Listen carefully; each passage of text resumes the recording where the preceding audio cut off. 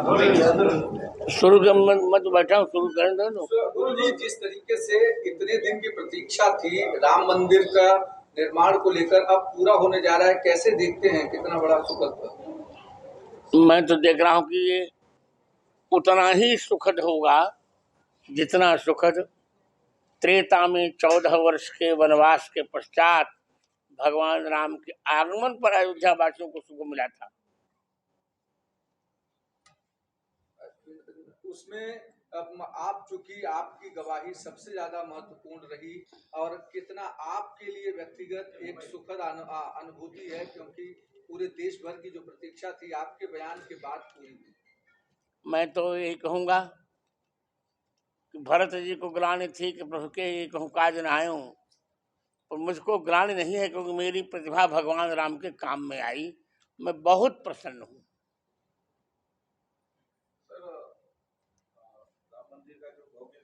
उद्घाटन होने जा रहा है, उसमें बहुत सारे शंकराचार्य भी आने की इच्छुक है, पर किसी वजह से शायद उनको आमंत्रित नहीं किया जा रहा है या नहीं उपस्थित हो पा रहे हैं।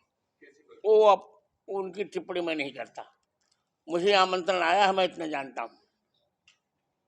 स्वामी जी, इस चीज को कैसे देख रहे हैं कि लगातार राम मंदिर पर इतने सालों से विवाद और राजनीति दोनों हो रही थी, जिस पर अब पूर्ण विराम लग रहा है, और इसका श्रेय संतजनों के साथ साथ राजनीतिक नेताओं को भी मिल रहा है, जिस पर टिप्पणी लगातार जारी है।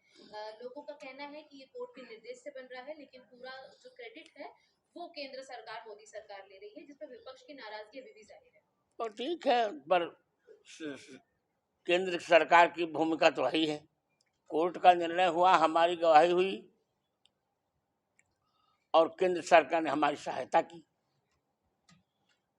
तीनों जब जब नियम है ना बेटी, जब त्रिवेणी तीन नदियां जब मिलती तभी तो प्रयाग बनता है।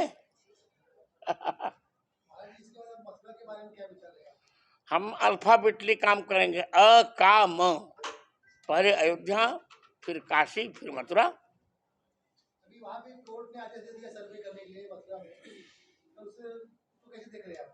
अच्छा, हिंदुओं का अभ्युदय काल है। महाराज जी, एक समय में केजरीवाल कहते थे कि मंदिर नहीं हो, अस्पताल होना चाहिए। अब वो कह रहे हैं कि हम फ्री में अयोध्या घुमाएंगे, इस पर क्या कहेंगे? तो केजरीवाल का बयान कोई महत्वपूर्ण नहीं रखता हो, तो अवसरवादी व्यक्तित्व है। गुरुजी, जिस तरीके से हाल में जब मंदिर का प्राण प्रतिष्ठा हो रहा है, उस समय अब लोगों को इनवाइट करने को लेकर के भी देश भर में राजनीति शुरू है। कुछ लोग कह रहे हैं कि हमें इनविटेशन नहीं भेजा गया, जानबूझकर एक पार्टी हाईजैक कर रही है पूरे इस कार्यक्रम को। ऐसा कुछ नहीं है, सबको भेजा गया आमंत्रण,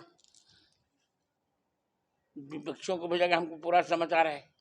महाराज जी, 2024 का लोकसभा चुनाव होने में उसके आपका क्या विश्वास? मोदी फिर रिपीट करेंगे, मेरा विश्वास है। महाराज जी, मुहूर्त को लेकर बहुत चर्चा हो रही है, मात्र 84 सेकंड का मुहूर्त मिल रहा है प्राण प्रतिष्ठा का। उतने में तो कल्याण हो जाएगा।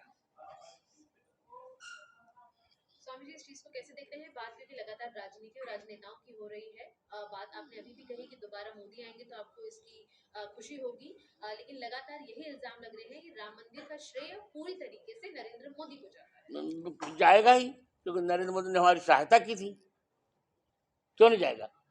सोनिया ने तो भाई विरोध किया था। सोनिया जी ने तो पत्र लिखा था कि राम जी पैदा ही नहीं हुए अयोध्या में। हमने, सुनो मुझे बोलने दो। अब सोनिया ने विरोध किया था, शपथ पत्र दिया था कोर्ट में कि राम जी तो पैदा ही नहीं हुए। उनके फाइली प्रधानमंत्री थे मनमोहन सिंह, तो मैंने खंडन लिखा कि सोनिया को ये ज्ञान नहीं है, भारती तक कोई ज्ञान सोनिया जी को नहीं है। वो तो कहती गन्ना खेत में बोया जाता है, पर मनमोहन सिंह को तो ऐसा नहीं कहना चाहिए, क्योंकि उनके गुरु ग्रंथ साहिब में 5600 बार राम नाम की चर्चा है। तो कहने वाले कहते रहते हैं, हमें अपना काम करना चाहिए। केंद्र सरकार ने, हमने गवाही दी। मैंने आपको बार बार, आप पत्रकारों को मैं बता रहा हूँ कि 3 नदियों के मिलने के बाद ही नहीं प्रयाग बनता है। हमने आंदोलन किया और गवाही दी, और संतों ने, सबने आंदोलन किया और केंद्र सरकार ने सहायता की। तो त्रिवेणी हो गई तो प्रयाग बन गया।